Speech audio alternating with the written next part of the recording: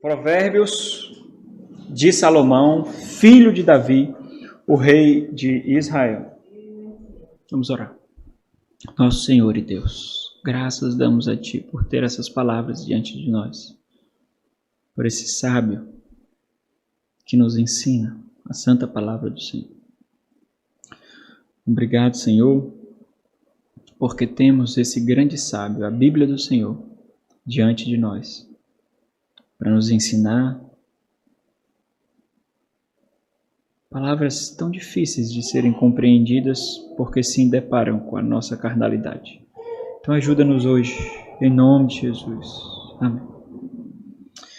Meus irmãos, vamos passear por alguns pontos das Sagradas Escrituras para ver como nós chegamos até Salomão. Vamos primeiro livro de Samuel, capítulo 13.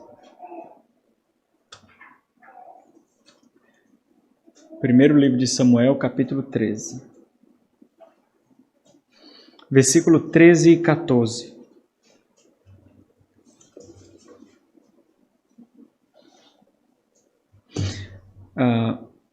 O povo quis um rei igual aos outros povos. Israel quis um rei igual aos outros povos. Israel não aguardou o rei que Deus iria providenciar e não queria mais ser governado pelo Senhor, mas queria ser governado por outros povos. Queria ter homens sobre eles e não o Senhor.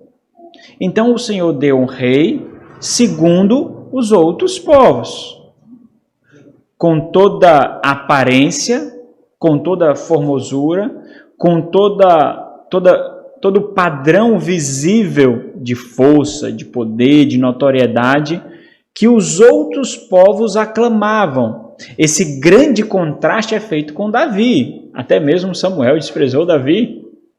Até mesmo o pai de Samuel já se desprezou Davi. Esse grande contraste de que aquilo que o mundo eleva é aquilo que Deus despreza. E aquilo que o mundo despreza é aquilo que Deus eleva. Nós encontramos isso até na pessoa de Jesus Cristo, que ele chamou os doentes, os sãos, os doentes, os sem sabedoria, para humilhar a sabedoria do mundo. Paulo diz isso em 1 Coríntios. Mas aquele que o povo levanta, aquilo que o povo escolhe, se mostra completamente corruptível, falho. E nós vemos isso acontecendo com Saul, que governava segundo ele mesmo e não segundo Deus, que fazia tudo segundo o propósito do seu coração e por isso temia aos homens e não Deus. Porque temer a Deus significa não fazer aquilo que o povo quer. Mas temer a homem significa não fazer aquilo que Deus quer. E nós encontramos isso na biografia de Saul. Temendo a homens, ofereceu sacrifícios, ofereceu holocaustos. Temeu a homens, consultou o Senhor. Temeu a homens, consultou necromantes. Por temer a homens. E no versículo 13 e 14 nós vemos a liturgia fúnebre do reinado de Saul. Então disse Samuel a Saul: procedestes neciamente. Isso aqui é um contraste em Provérbios do que é a sabedoria. É o antônimo da sabedoria, é o oposto da sabedoria. É a necessidade, é a tolice, é a estupidez, é a ignorância do saber. Procedeste neciamente em não guardar o mandamento que o Senhor teu Deus te ordenou, pois teria agora o Senhor confirmado o teu reinado sobre Israel para sempre. Já agora não subsistirá o teu reino. O Senhor buscou para si o homem que lhe agrada. Que lhe agradar significa, no versículo 13, guardar o mandamento, e por isso que ele foi nécio, porque não guardou o mandamento. Agradar o Senhor significa, então, guardar o mandamento, que significa, então, ter sabedoria, né?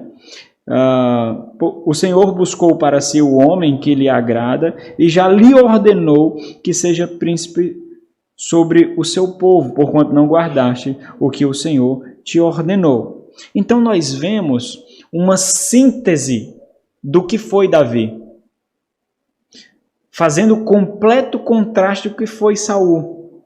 Então nós podemos ler toda a biografia de Davi para tentar discernir entre tropeços, erros e devoção o que foi Davi ou quem foi Davi. Ou nós podemos ler Atos capítulo 14, capítulo 13. Atos capítulo 13. Que a semelhança do que acontece com Jó nos diz quem foi Davi. 13, 22.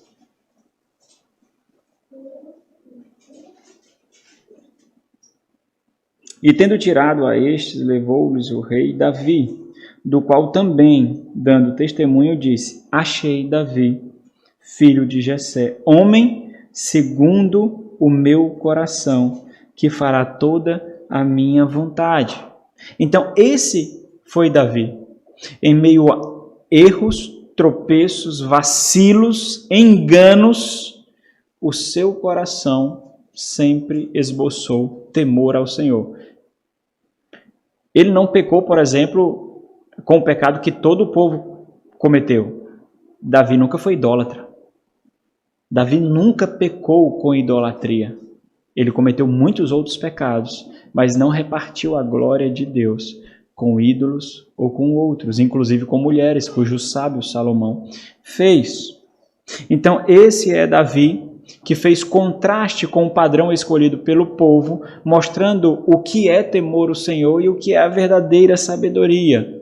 Não é a ausência de erros, não é a ausência de enganos, não é a ausência de vacilos, mas é o profundo anseio, mesmo entre erros e enganos, observar e exaltar o Senhor. Então nós vemos Davi passando o trono, primeiro livro dos Reis. Nós vemos Davi passando o trono para o seu filho. Essa é uma liturgia linda, meus irmãos, onde palavras de sabedoria e sabedoria diante de profunda inteligência, profunda experiência. Davi olha para a sua vida, já em sua velhice, e percebe o que significará, o que precisará para obedecer os mandamentos do Senhor. O que precisará para ser rei. Ele faz uma síntese maravilhosa do que significa ser líder, do que significa ser influente, do que significa ter outras pessoas debaixo da sua influência e debaixo da sua responsabilidade. Existe uma síntese, um resumo, uma grande base sobre a qual se sustenta tudo, que é obedecer os mandamentos do Senhor. Olha o versículo capítulo 2. Aproximando-se os dias da morte de Davi, deu ele ordens a Salomão, seu filho, dizendo: eu vou pelo caminho de todos os mortais. Coragem, pois, e ser homem. Guarda os preceitos do Senhor teu Deus, para andares nos seus caminhos, para guardares os seus estatutos e os seus mandamentos, e os seus juízos e os seus testemunhos, como está escrito no livro da lei de Moisés, para que prosperes em tudo quanto fizeres e por onde quer que fores, para que o Senhor confirme a palavra, aqui ele está falando da promessa, que falou de mim, né? Ele está falando do trono que nunca seria tirado da sua família, da sua descendência. E por meio disso veio o nosso Senhor Jesus Cristo no pacto davídico, né? Dizendo: se teus filhos guardarem o seu caminho para andarem perante a minha face fielmente de todo o seu coração, e é interessante porque faz contraste com Davi, um homem segundo o coração de Deus, e toda a sua alma, nunca te faltará sucessor ao trono de Israel. Então, essa é a cerimônia de transferência de autoridade, de poder, transferência de responsabilidades. E a gente começa a entender um pouquinho do que significa, na perspectiva bíblica, ser homem. Quando ele diz coragem, pois, e ser homem. Na perspectiva bíblica, ser homem não é a virilidade, a macheza, a coragem, o que significa essencialmente corregente da criação, cogerente da criação, cogerente com Deus, significa fazer a vontade de Deus. Isso é ser homem. Significa ser homem não é ser autoritário, ser déspota, mas significa fazer a vontade de Deus. Davi sabe disso. Davi agora está munido de toda a sabedoria de uma vida. Salomão provavelmente pegou o trono muito jovem, como nós vemos, provavelmente ele tinha 20 anos de idade quando tomou o trono, quando começou a reinar. E o Senhor, assim como ele faz em Provérbios, né? Paul Washer, ele diz, inclusive, meus irmãos, tem uma série de devocionais muito boa, no canal Defesa do Evangelho. É dublado, não é nem legendado, é dublado.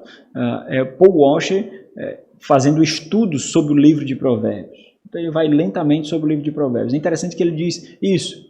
Quando nós nos deparamos com o livro de Provérbios, a imagem que deve ver à mente é como se nós estivéssemos diante de um sábio velho, de um velho sábio, que observou a vida, que fez escolhas, que experimentou as consequências e que agora ensina para que outros não experimentem as mesmas falhas e vacilo que ele experimentou. Por isso que, na primeira reflexão que nós tivemos, nós estudamos, nós vimos do tema de que ser sábio é ser ensinável.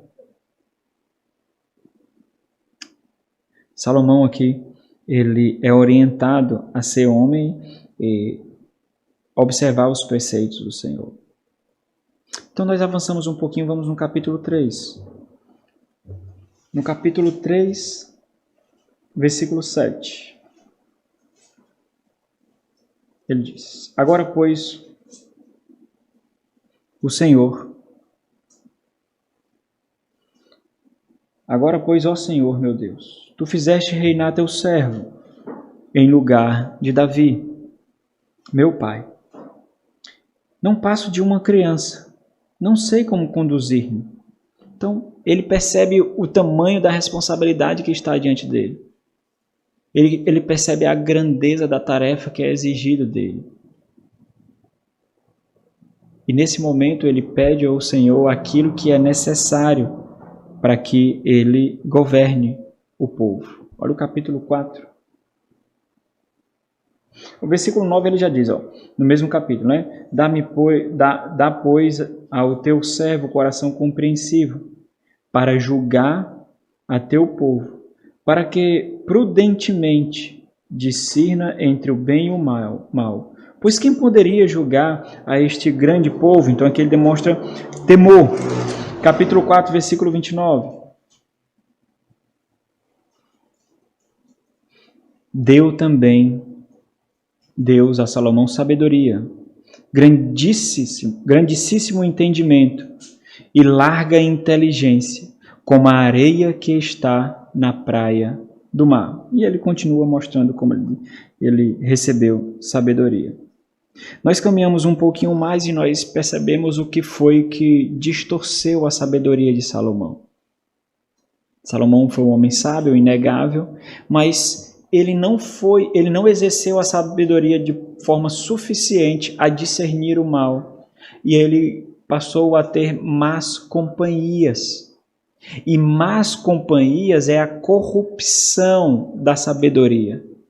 Porque ela também causa a nós influência. E isso corrompe o nosso coração e a nossa mente. Olha o capítulo 11. No versículo 1 ele diz, Ora, além da filha de Faraó, amou Salomão muitas mulheres estrangeiras, moabitas, amonitas, edomitas, sidônias e etéias. E aí ele descreve a perversão da vida de Salomão. Vamos em Provérbios novamente, irmãos.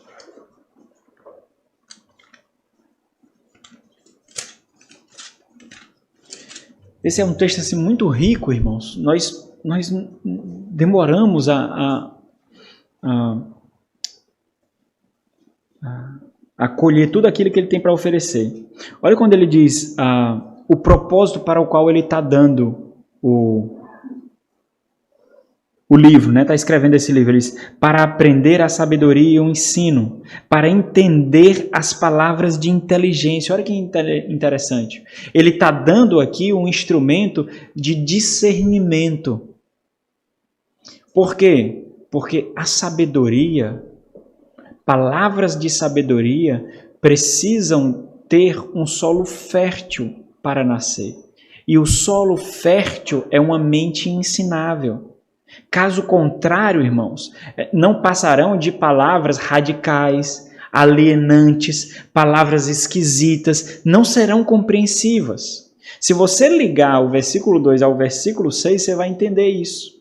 Quando ele diz, para aprender a sabedoria e o ensino, para entender as palavras de inteligência, aí o versículo 6, para entender provérbios e parábolas, para as palavras e enigmas dos sábios. Então, são palavras que, num determinado momento, parecem palavras de outro mundo, palavras de outra realidade. Por quê? Porque muitas vezes são palavras que nós não alcançamos. E é interessante porque Salomão, ele pega aquilo que foi o maior instrumento de corrupção da sua sabedoria e ele encharca isso no livro de Provérbios, que é o adultério, que é a mulher adúltera. A mulher adúltera no livro de Provérbios não é só o adultério em si, apesar de testificar isso, mas é a personificação da tolice, da estutícia, da ignorância, do distanciamento de Deus.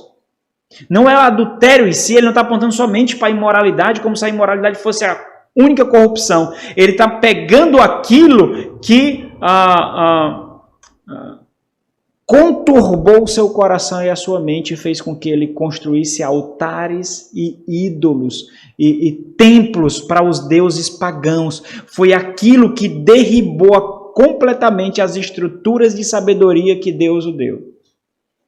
Então, olha que interessante, se você não usar o dom que Deus lhe deu com temor e tremor, você vai tornar esse dom a sua fonte de corrupção. Completamente. Deus deu para ele esse dom de sabedoria. E ele não usufruiu como deveria. E aquilo que tomou a sua mente e corrompeu a sua sabedoria, ele personifica para instruir outros. É isso que ele faz no livro de Provérbios. Vamos orar agora, que o Senhor nos dê graça. Meus irmãos, essas orações que nós fazemos depois do devocionário, elas serão orações evangelísticas, orações pelos perdidos, né? Então vamos fazer isso. Em algum momento, determinado momento, eu vou pedir para que você coloque nomes para nós orarmos, né?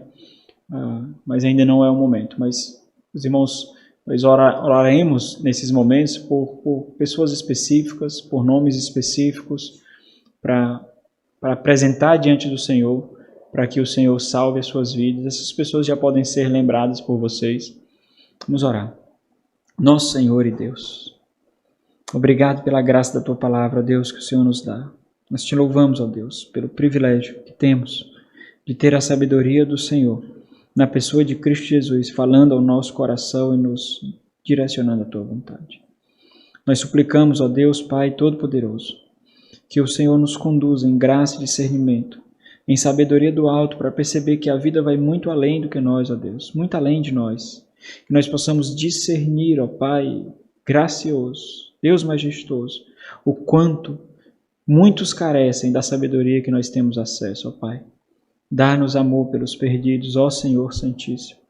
Dá-nos amor, ó Deus, por aqueles que não têm aquele mesmo benefício que temos, o mesmo instrumento de graça que temos, que são as palavras do alto, penetrando no coração que foi colocado pelo Teu Filho amado e por uma mente completamente renovada, Deus. Ó Senhor, Tu conheces os nossos pais, os nossos irmãos, tios, Tu conheces os nossos parentes que não têm um relacionamento contigo, que não se dobrou diante do Teu Filho. Ó Senhor, meu Deus, eu rogo a Ti, Pai, junto com todos os meus irmãos, que o Senhor tome os seus corações, que o Senhor os salve, ó Deus, que o Senhor derrame a mesma graça que foi derramada em nós, que o Senhor derrame sobre eles, que o Senhor arranque do reino das trevas e coloque no reino do Filho do Teu amor, Deus, assim como nós estamos, ó Pai. Tenha misericórdia, Deus. Dá-nos um coração que ama, que anseia, que deseja profundamente a salvação dos perdidos. Que sintamos as dores que eles sentem, ó Deus, mesmo silenciosas, mesmo entulhadas, ó Deus, pelos prazeres desse mundo. Rogamos a Ti, ó Pai, em nome de Jesus. Amém.